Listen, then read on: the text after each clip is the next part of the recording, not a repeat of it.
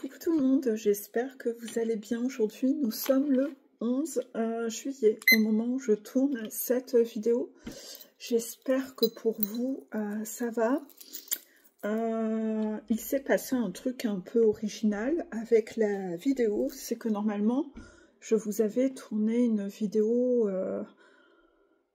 qui faisait suite au volet 1 d'anecdotes de runner. Je ne sais plus comment ça s'appelait. En tout cas, c'était des retours de runner. Et j'avais fait un volet 2. Et ce volet 2, il y a toute une partie que j'ai tournée qui s'est volatilisée.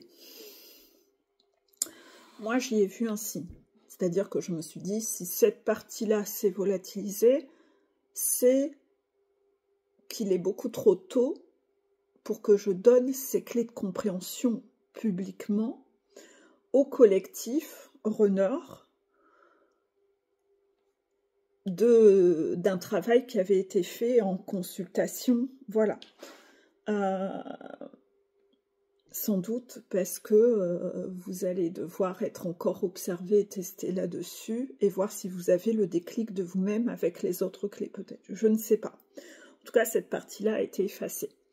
Je n'ose pas vous publier la vidéo sans introduction parce que vous allez voir que la vidéo commence, mais c'est la suite, sauf que la première partie a disparu. Voilà. Donc, je ne voulais pas vous mettre une vidéo qui, voilà, commence en plein milieu d'un sujet, que vous ne soyez pas étonnés. Je n'ai aucune envie de refaire cette partie-là, voilà. Moi, je vois ça pour un signe et tant pis, basta. Voilà. En tout cas, si je peux rajouter des petites anecdotes de runner, voilà. J'ai un runner qui m'a dit merci à toi, Peggy, car grâce à toi, j'ai su me séparer de mon conjoint. Tu m'as secoué et aidé à dépasser cette peur. Merci, parce que jusque-là, aucune autre thérapeute n'avait su me faire passer ce cap et oser quitter mon conjoint. Donc rien que pour ça, merci infiniment d'avoir cru en moi et de m'avoir aidé à retrouver cette force en moi. Ce runner me disait aussi qu'en fait, il sentait au fond de lui avoir eu pas mal un état dépressif et me remercier énormément de l'avoir aidé à dépasser ça, cet état dépressif, et d'avoir cru en lui plus que lui-même ne croyait en lui. Je dis il, mais c'est un runner femme, hein, voilà. Un runner, voilà, mais c'est une femme. Et d'avoir tellement cru en elle, alors qu'elle-même ne croyait pas suffisamment en elle, qu'elle avait su dépasser un peu tous ces défis-là. J'ai trouvé ça très beau, et d'avoir, comment dire,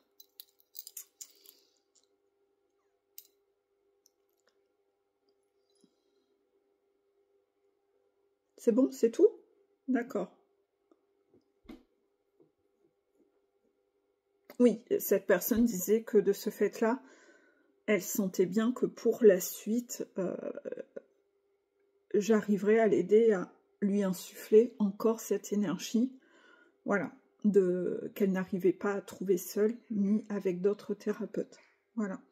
Si jamais vous avez déjà commencé des thérapies avec des personnes et vous n'avez pas été satisfait, essayez d'autres. Hein. C'est comme dans tout, c'est comme un coiffeur. C'est comme un coiffeur. Un coiffeur va peut-être pas vous coiffer exactement comme vous aimeriez, mais vous allez aller chez l'autre coiffeur et là, ça va vous convenir. Hein, voilà. Voilà pour ça. Donc ça, c'était le petit témoignage que je voulais apporter. Ensuite, la deuxième chose que je voulais aborder, c'est que souvent, vous, les runners, vous allez souvent vous réfugier dans la colère pour ne pas ressentir l'inconfort de la tristesse.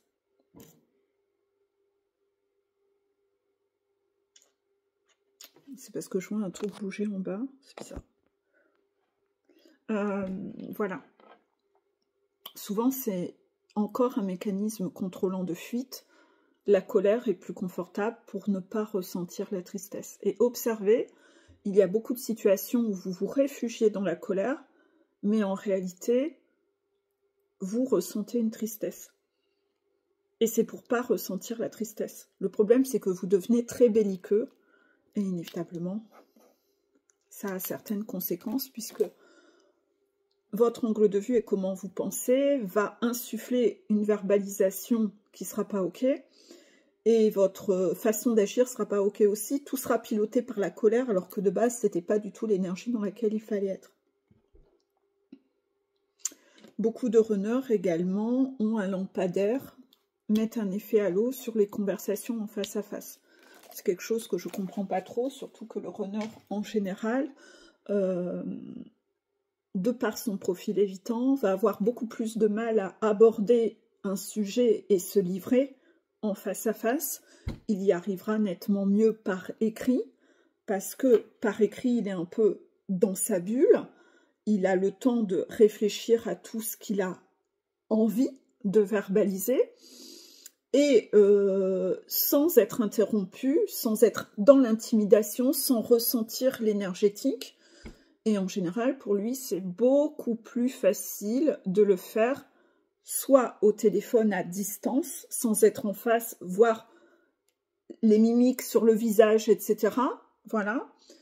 Ou par écrit. Parce que même par téléphone, parfois l'autre va vous couper la parole, va vous interrompre. Ou peut-être même un simple silence, vous allez l'interpréter. Et donc, ça va vous rebloquer de nouveau. Voilà. Donc, en fait, vous êtes beaucoup plus doué tant que vous êtes évitant à l'écrit, à distance. Et pourtant, vous, dans votre tête, vous avez cette croyance que vous devez être en face à face pour aborder certains sujets. Pas du tout. Parce qu'en fait, en réalité, quand vous êtes face à face, vous n'abordez jamais ces conversations ou de façon ultra superficielle. Donc, à la fin, les sujets n'ont jamais été abordés. Et vous n'avez jamais rien verbalisé. J'ai en mémoire justement un parcours où les deux étaient à distance et en fait, le runner prétextait avoir envie de voir sa chasseur pour parler de certains sujets. Donc, genre, il faut que tu viennes, il faut que tu me rejoignes pour qu'on parle de ci ou de ça.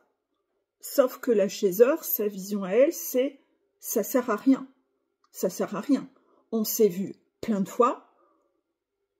Tu n'as jamais voulu aborder les sujets de conversation. On s'est déjà appelé 10 000 fois. Tu n'as jamais voulu aborder les sujets de conversation. Et quand j'ai voulu en face à face provoquer la conversation,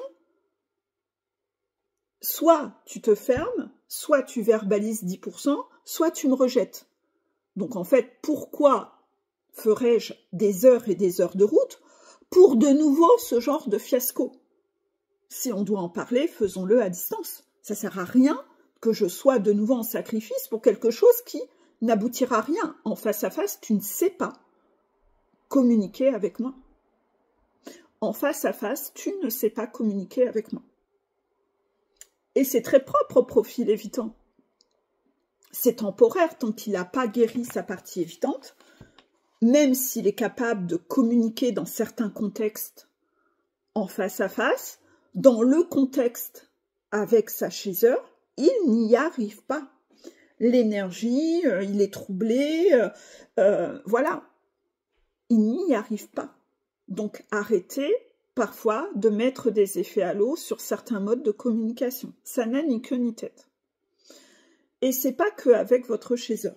C'est-à-dire que dans tout ce qui touche l'affect, l'émotionnel, c'est pas votre tasse de thé. Normal, vous êtes un runner, vous êtes yang. Donc tout ce qui est yin, c'est ce que vous travaillez, c'est ce que vous développez. Donc inévitablement, poser des mots et avoir des grandes conversations sur le sujet du yin, vous n'êtes pas à l'aise. C'est pas là-dessus que vous êtes le plus à l'aise. Tout comme les chasseurs ne sont pas à l'aise sur les conversations yang. Voilà. Mais le but de la montagne, c'est que tout ça va se réguler. Vous allez le travailler, tout ça. Mais tant que vous n'êtes pas guéri, acceptez en toute humilité vos failles. Acceptez en toute humilité que là-dessus, c'est pas mon fort. Donc, comment puis-je faire pour réussir à exprimer les choses? Ben, faites-le par écrit tout seul. C'est mieux. Au moins, vous aurez eu le temps de vous relire, de vérifier que vous n'avez pas été maladroit. Au moins, vous êtes sûr que vous n'êtes pas dissocié, parce qu'en face à face, il y a plein de moments où vous êtes dissocié, ou même vous sortez des phrases et qu'après vous dites « je ne sais même pas pourquoi j'ai dit ça », mais souvent, c'est des phrases de rejet. Et l'autre les a retenues. Et l'autre ne va pas commencer à se dire, à essayer de deviner. Non, vous l'avez verbalisé. Vous êtes en plus jamais revenu là-dessus. Donc en fait, la personne a pris cette phrase pour acquis. C'est normal. Si vous avez dit des choses que vous ne pensiez pas, ben à un moment, il faut peut-être quand même aller voir la personne et dire « tu sais, le jour où je t'ai dit ça, je ne le pensais pas. » L'autre ne va pas le deviner. Tout ça, c'est toutes ces incohérences où, quand vous êtes en face à face, vous n'arrivez pas à aborder les sujets. Vous êtes fuyant. Et donc souvent, vous cherchez à contourner, que ce soit le plus court possible. Le problème, c'est que le plus court possible manque de précision. Et il y a de nouveau des quiproquos. Donc il vaut mieux faire les choses bien. Prenez votre temps, faites-le par écrit. Ça n'est pas une honte, je ne sais pas pourquoi. Et ça, c'est quelque chose qui m'intéresserait de savoir, c'est pourquoi, chez vous, les runners, il y a cette programmation que ça ne se fait pas. Qu'il faut absolument le faire en face à face. Pourquoi? Pourquoi? C'est quelle procédure, c'est quelle loi? Parce que pour moi, ce qui est important, c'est la qualité. Et le comment, on s'en fout, tant qu'on atteint de la qualité. Le comment, c'est de l'ordre du détail. Mais le rigide, il a des croyances. Non, lui, dans sa tête, il vaut mieux le comment, c'est la priorité. Et même si l'autre a rien compris, c'est pas grave. Vous voyez, ça manque de connexion au cœur. C'est connecté à la procédure. C'est connecté au il faut, je dois. Pourquoi? Pourquoi? On vous a éduqué comment? Quelle est la croyance qu'on vous a mis dans votre tête? Pourquoi?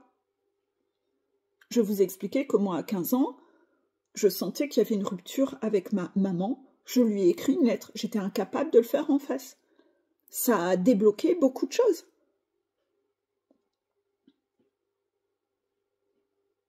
Je ne sais pas pourquoi vous avez des croyances étranges là-dessus. Je n'ai pas les mêmes croyances. Je n'ai pas la même programmation. Pour moi, le comment, peu importe, tant que ça a été fait et dit à un moment. Donc là, ça fait partie aussi des choses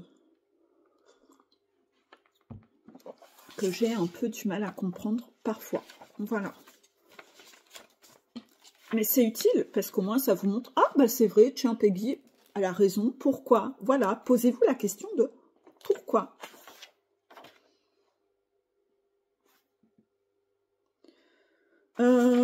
J'ai justement un retour d'un runner, là aussi, où le runner parlait de sa façon de communiquer, en disant « Je suis tordu. J'ai envie de me donner des baffes, car je pensais donner des détails et je ne les donne pas. Donc comment veux-tu qu'après, vous, les gens en face de moi, vous puissiez vraiment... Ah non, vous, donc moi et les guides, que vous puissiez vraiment m'aiguiller. Et quand vous m'aiguillez, je ne vous écoute même pas suffisamment pour mettre en place les choses. Et même quand je les mets en place, ces fameuses choses, je mets 3 plombes à le faire. À un moment donné, c'est à s'arracher les cheveux et je te jure, Peggy, j'ai envie de me mettre des baffes. Et surtout quand on se compare à toi, Peggy. Je ne sais pas comment font les autres, mais moi je le fais négativement. Quand je te regarde toi, pour moi, t'es l'objectif à atteindre, très clairement. mais qu'on n'atteindra pas parce que, comme tu dis, toi, tu avais des blessures moindres par rapport à nous. Oui, parce que ça, moi, je l'ai travaillé dans les vies antérieures déjà en partie. T'étais pas rigide. T'étais pas contrôlante. Si, j'étais contrôlante, mais j'étais dans le contrôle, le manque de confiance, en fait. Pas le contrôle, excès de confiance. C'est-à-dire que le contrôlant, blessure de trahison, couplé au rigide, va être dominant et en mode excès de confiance. Alors que le contrôlant sans rigide, le rigide, lui, sait, comme moi j'avais nettoyé la rigidité, j'étais pas dans cet esprit de je sais. Donc en fait, moi j'étais au contraire complètement en manque de confiance, donc j'étais très facile à piloter, à coacher, à driver pour les guides, puisque je les écoutais, puisque moi je manquais de confiance en moi, j'avais besoin d'aide, j'acceptais l'aide. Celui qui est persuadé de savoir va pas réagir comme ça, il va écouter les guides et écouter sa guidance ou m'écouter moi et faire un tri en se disant non mais là il se trompe, là elle se trompe, non mais tout ça moi je fais un tri, ça m'intéresse pas, je vais refaire à ma sauce et je vais faire un tri dans tout ça et je vais tout refaire à ma sauce parce que c'est moi je sais, moi je sais. Vous voyez, ça se traduit pas de la même façon. Ma blessure de trahison, je trahissais pas les autres mais je me trahissais moi. Moi, j'ai dû apprendre à me redonner une place. Mais je me trahissais, hein.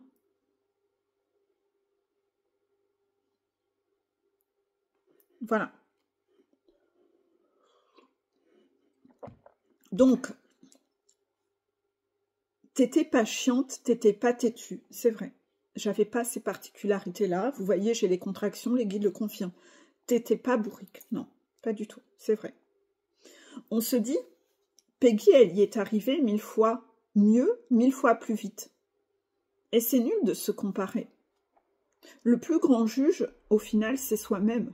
Heureusement que toi et les guides, vous nous remettez les pendules à l'heure. Vous mettez une sorte de pause quand on se dit nous. Ah, t'as été trop fort sur ça. Ben oui, en général, vous toujours dans cet excès de confiance, vous trouvez que vous êtes toujours, vous vous auto-évaluez toujours au-delà en fait. Et nous, en consultation, on dit mais non, ça c'est pas ok, mais là tu viens de faire un truc dégueulasse en fait, tu dois être choqué. Pourquoi t'es pas dans la connexion au cœur envers les autres, dans ce EET? Oui, puisque moi c'était toujours mon mécanisme 1, ma priorité, c'était de pas faire mal aux autres.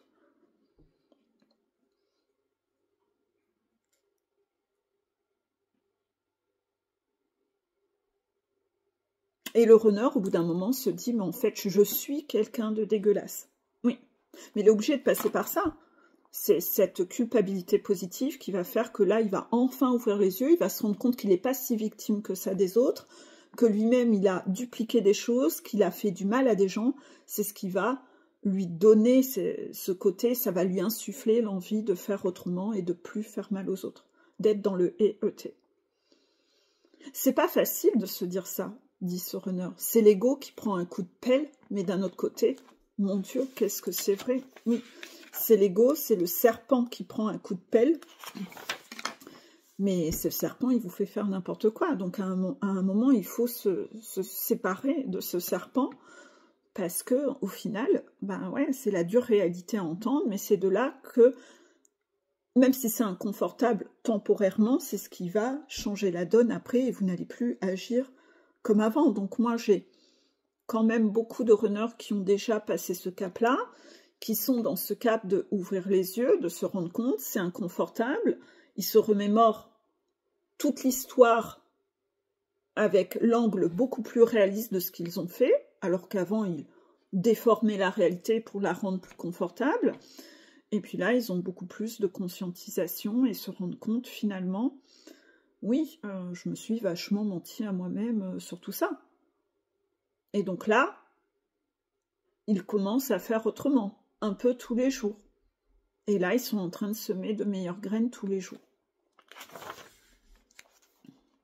Je ne sais pas si j'avais déjà lu cet extrait, mais il n'était pas coché dans mon cahier.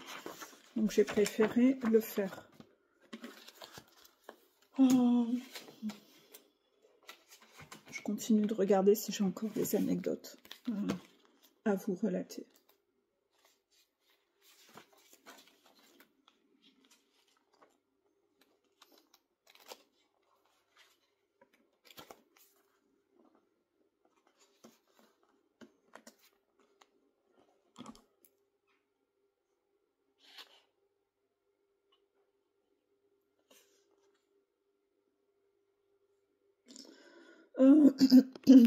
Quelques témoignages encore de runners.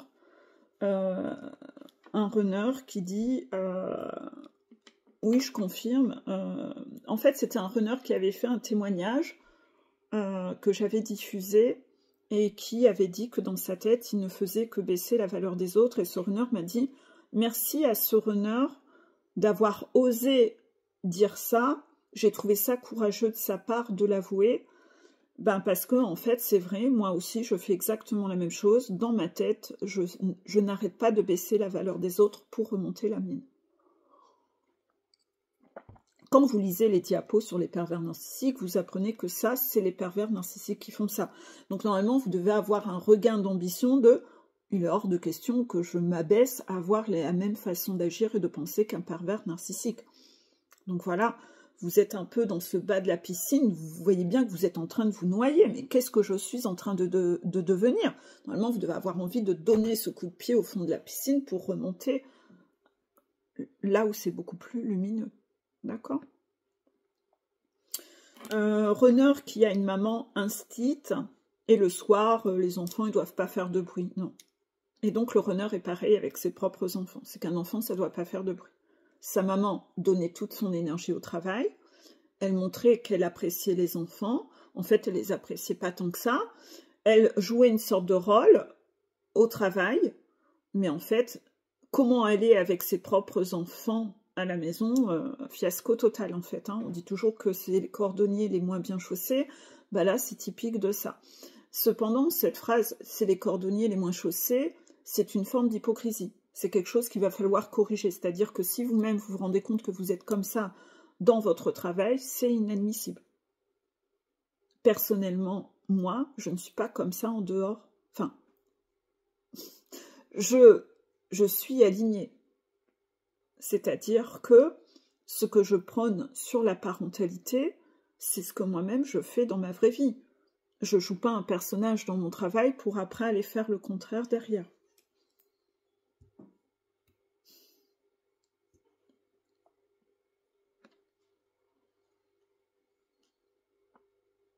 Ensuite, il y avait un runner en couple qui voulait contacter sa chasseur pour avoir un avis sur un tatouage.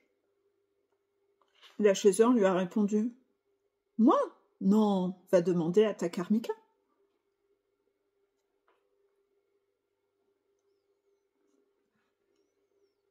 Ah non, c'était moi qui avais dit ça.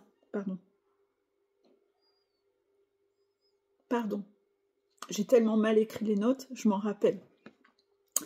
Le runner. Moi, j'avais le runner en consultation. Ce runner en consultation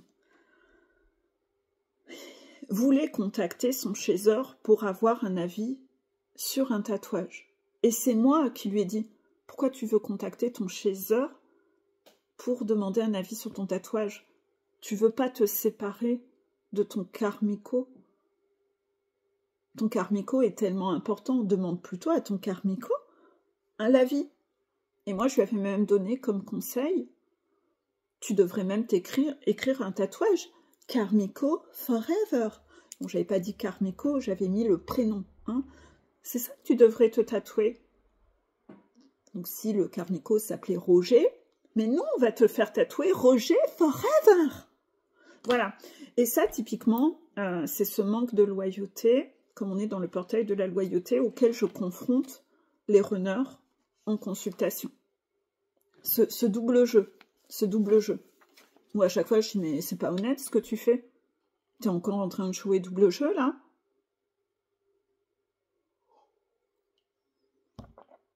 Donc c'est tout ça qui fait qu'au bout d'un moment, le runner a quand même des prises de conscience de « mais oui, en effet, mais qu'est-ce que je fais? C'est les... » Voilà. C'est se reconnecter un peu au cœur et à l'humain quand même.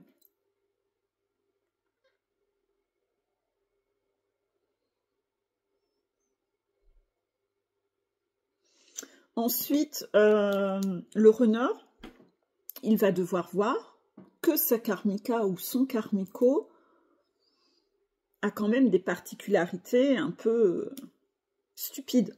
Voilà. Même si ce karmika ou ce karmico a fait de grandes études, ça n'a rien à voir. Pourquoi? Parce que c'est à cause de l'immaturité émotionnelle. À cause de cette immaturité émotionnelle, les blessures non guéries, il y a des formes d'impulsivité et de croyances qui n'ont ni queue ni tête, et cette personne n'est pas si éduquée que ça en fait. Elle a peut-être un diplôme, mais en tout cas, tout tourne pas rond. C'est le principe de la jeune âme, hein, c'est le principe de la jeune âme. C'est là où vous voyez bien la différence entre des jeunes et des vieilles âmes. Quand vous avez un adolescent en face de vous qui a une vieille âme, vous n'avez pas l'impression d'avoir un adolescent. Vous voyez que cette personne va déjà loin.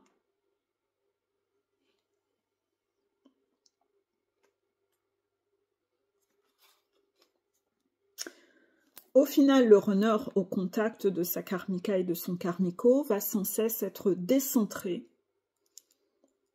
de ses valeurs. Il va perdre tous ses principes en raison de cette emprise. Cette personne arrive à jouer à la pâte à modeler avec le runner. Le runner est très influençable par ses tierces.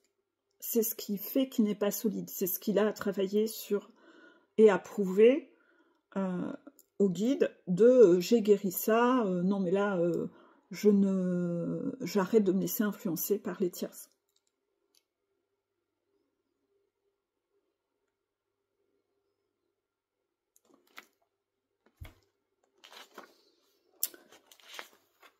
J'aurai encore des choses à raconter une fois prochaine. Voilà. Il y a pas mal de choses à raconter, mais il y en a tellement. Je ne peux pas en raconter tout, tellement il s'en passe. Pourquoi je raconte ces anecdotes? Parce qu'il y a plein de sujets qui ne vous choquent pas, parce que c'est habituel pour vous. Le fait de vous raconter des petites choses anodines comme ça, en étant moi-même choquée de ça, en vous montrant les réactions de ces runners qui, sans doute, sont plus avancés que vous allez vous retrouver dans ces personnes-là et vous dire « Ah mais oui, moi aussi j'ai connu la même chose, ah mais c'est vrai que je devrais réagir comme ce runner, ah oui, c'est vrai que je devrais moi-même penser comme lui, c'est vrai que c'est pas normal, c'est vrai que... » Voilà. C'était le but de cette vidéo. Inévitablement, comme je l'ai expliqué au tout début, je vais enchaîner avec la partie de la vidéo qui a été tronquée, qui n'a pas le début, ce qui fait qu'à partir de là, vous allez avoir la fameuse suite de la vidéo. J'ai une autre tenue, ça n'a pas été tourné le même jour, le début de la vidéo a disparu pour une raison que j'ignore, mais parce que visiblement c'était trop tôt pour que j'évoque ces sujets-là avec vous, que je vous offre ces clés-là. Mais en tout cas, c'est des clés qui ont été offertes inévitablement en consultation en privé. Oui. Évidemment, hein, on va plus profond en privé, hein, puisqu'on s'intéresse à votre histoire à vous, à votre personne à vous. Donc on va beaucoup plus loin que sur des vidéos théoriques comme ça, d'accord? Je vous dis donc à bientôt. Et à partir de là, ça va enchaîner directement avec cette fameuse vidéo qui avait été tronquée. Voilà, gros bisous à vous.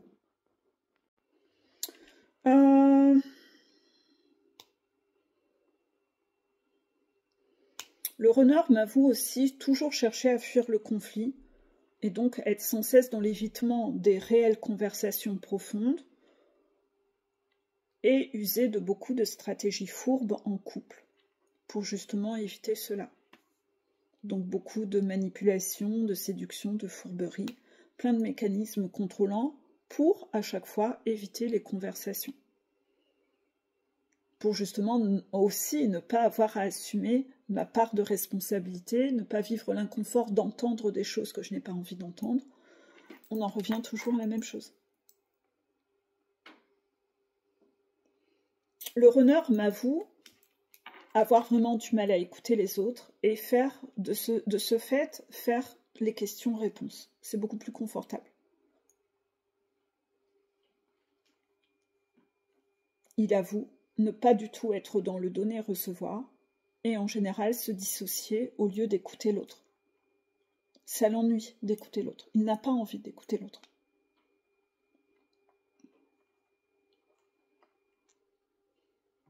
Il reproduit beaucoup de schémas qu'il a vécu de ses parents, finalement. Tout ce qu'il reproche de ses parents, il le fait. Et les gens s'en aperçoivent. Parce que quand il est en face et dissocié, ça se voit à son visage qu'il n'est pas en train d'écouter. Et quand on réaborde le sujet et que ben, tu m'en as jamais parlé, ben si, inévitablement, c'est là où on voit, ben en fait, il s'en fout. Et là encore, on n'est pas en train de donner de la qualité.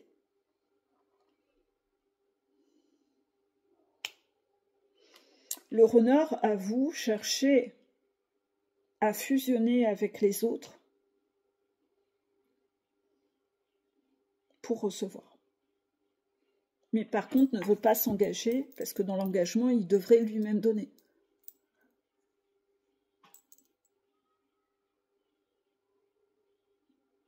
Il avoue ne pas respecter bien son corps par rapport aux addictions, que ce soit l'alimentation. Il m'amène souvent son corps physiquement, des excès de sport, des excès de travail, de la fatigue excessive. Et je refuse d'entendre les choses. Je préfère toujours choisir le confort de procrastiner. Ma méthode, c'est je fais le mort pour sauver ma peau. Je fais le mort pour sauver ma peau. Ça en dit long sur le runner, parce que s'il a ce mécanisme adulte, c'est qu'il a développé ça dans son enfance. C'est de faire le mort pour sauver sa peau. Donc là, il va peut-être falloir aller retravailler sur le problème racine et vraiment en parler en thérapie, faire la paix avec cette partie-là et comprendre qu'on ne peut pas continuer à rester dans cette posture d'enfant ni d'adolescent. Il faut avoir désormais un comportement plus adéquat en fonction de l'âge et on ne peut pas rester à faire le mort pour sauver sa peau comme un enfant. C'est toxique quand on est adulte. Hein. Donc le runner doit arrêter d'être toujours dans son hyper-protection.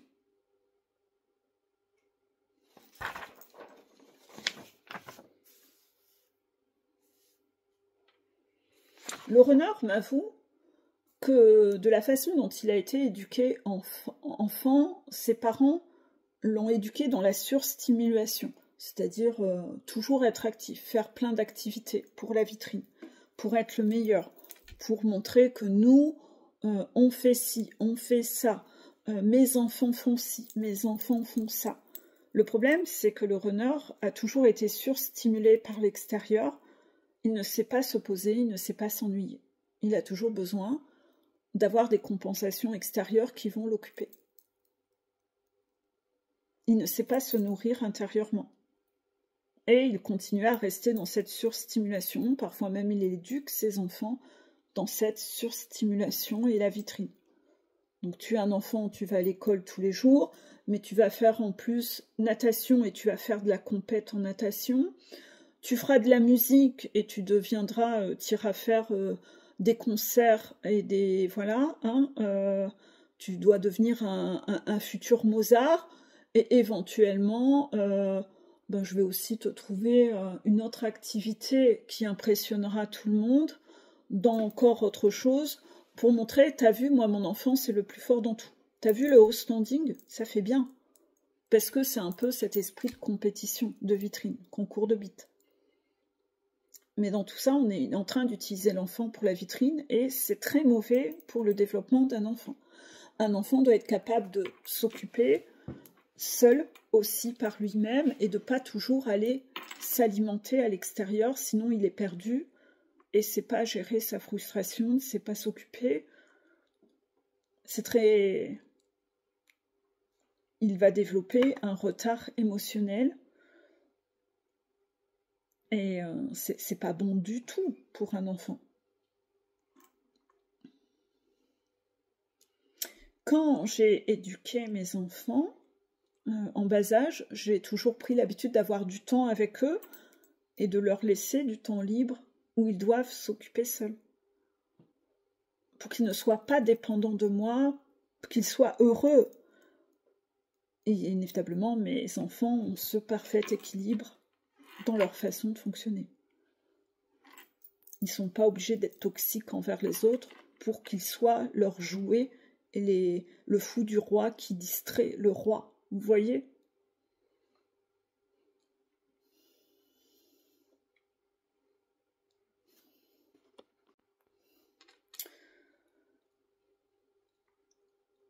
Le runner observe tous ces mécanismes de dalidite et suppose beaucoup de choses. Le runner observe qu'il utilise parfois les réseaux sociaux que pour de la dalidite. Et donc, comme lui, c'est ce qu'il fait, et que ce qu'il montre est à l'opposé de comment il est,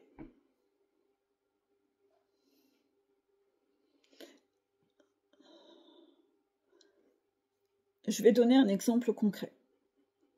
Runner qui m'avoue en consultation, j'ai fait une randonnée, j'étais au bout de ma vie, j'étais en larmes. Mais j'ai eu envie de faire un grand sourire et de montrer, faire un post pour impressionner tout le monde sur les réseaux sociaux et montrer, vous avez vu comment je suis fort.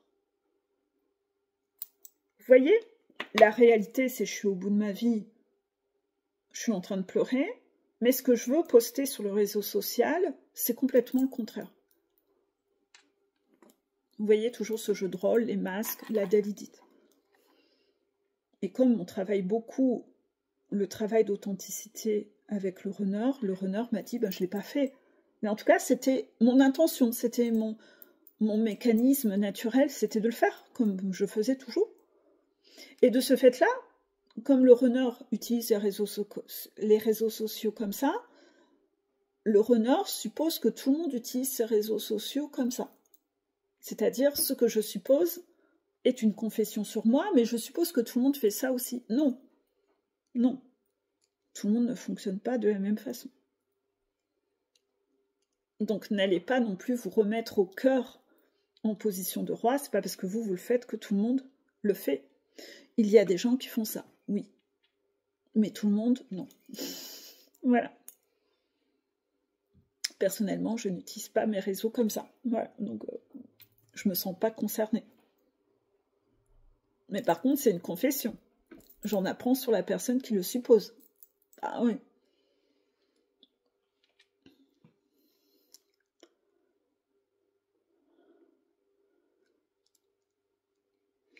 Le runner avoue donc utiliser les réseaux sociaux pour attirer le regard des autres sur lui, impressionner, etc.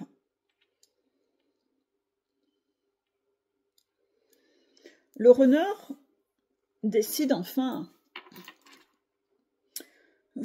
ça fait plus d'1 an que je travaille avec ce runner sur le fait qu'il doit lâcher son karmico, sa karmika. Mais le runner refuse et quitte à moitié. C'est-à-dire, je garde contact, on se voit de temps en temps, on échange encore des messages, tu es encore sur les réseaux sociaux. Ce côté un peu, je te fais croire que la porte est encore ouverte, comme ça si un jour je regrette, je suis pas tout seul, j'ai une sécurité, j'ai une bouée de sécurité. Et quand on parlait de tout ça et de la toxicité de cette personne, de cette tierce, le runner me dit, mais en fait, j'ai toujours été sourd à tout ce que tu m'as dit, parce que ça m'arrangeait bien de continuer à l'utiliser, de garder une sécurité, par peur d'être seul.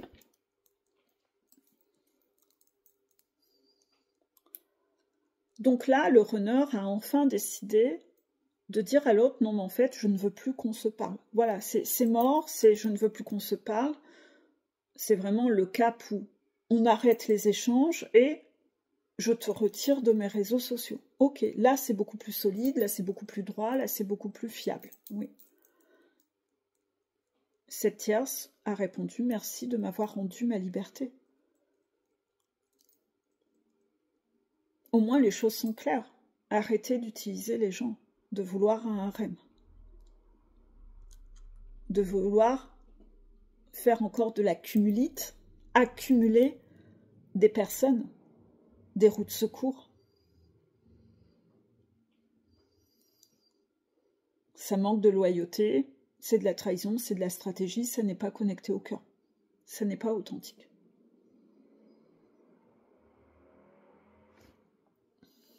Le runner a observé ces mécanismes toxiques à chaque fois qu'il avait eu des ruptures dans sa vie amoureuse. Et là, il a eu beaucoup de déclics par rapport à ça. C'est j'utilise les autres pour être consolé. Le runner observe aussi à quel point il a joué à avoir des grands discours avec les autres, mais sans réellement écouter l'autre avec empathie, avec aucune compassion. Je ne t'écoute pas, par contre, moi j'ai des grands discours. Des grands discours de « il faut que tu ». Le runner avoue sans cesse mettre son grain de sel, mais un grain de sel à l'ouest comme la Bretagne.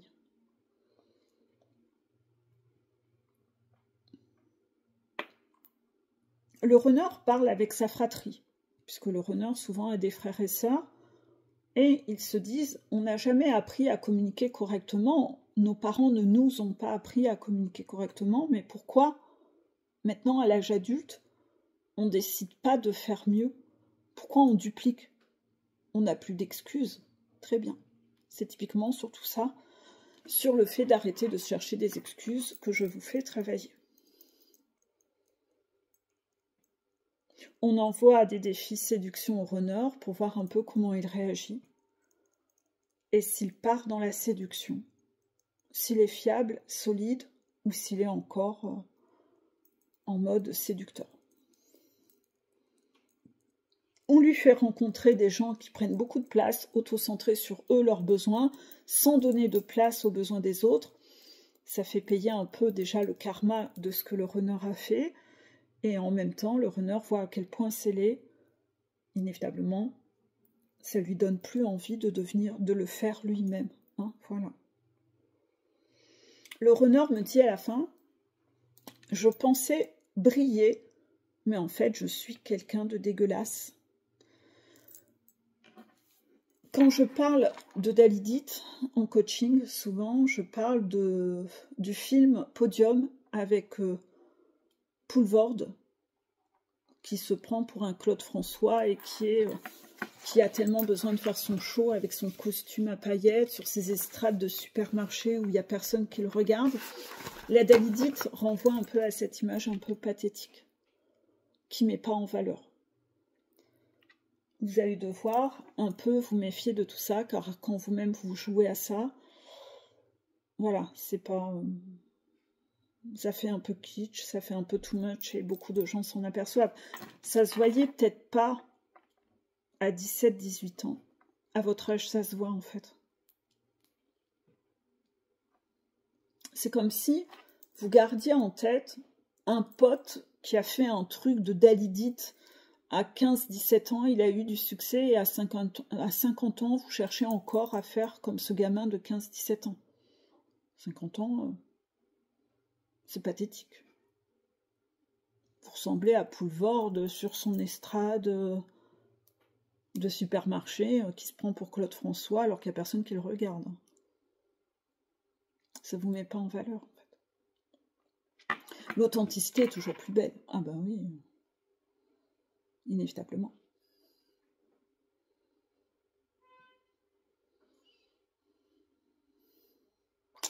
Est-ce que j'ai donné assez d'exemples? Pourquoi tous ces exemples? Parce que ces exemples-là vont allumer à chaque fois des petites étincelles dans votre tête, de choses auxquelles vous n'avez peut-être pas pensé, ou vous vous êtes aveuglé dessus, et là, ça va vous permettre de reconscientiser et d'y retravailler. Inévitablement, voyez un peu l'exemple de comment on travaille, de tout ce qu'on travaille. Imaginez quand vous travaillez seul dans votre coin, le temps que vous perdez, le temps que vous pourriez gagner avec quelqu'un éclaireur comme moi. Moi ou un autre éclaireur, mais faites valider au pendule avant l'éclaireur. Et faites vérifier au pendule à quelqu'un d'autre. Parce que si vous utilisez le pendule depuis 10 minutes,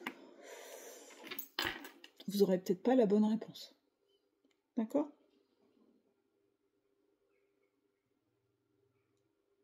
Essayez de voir si ce que vous cherchez, c'est protéger votre confort ou aller vite.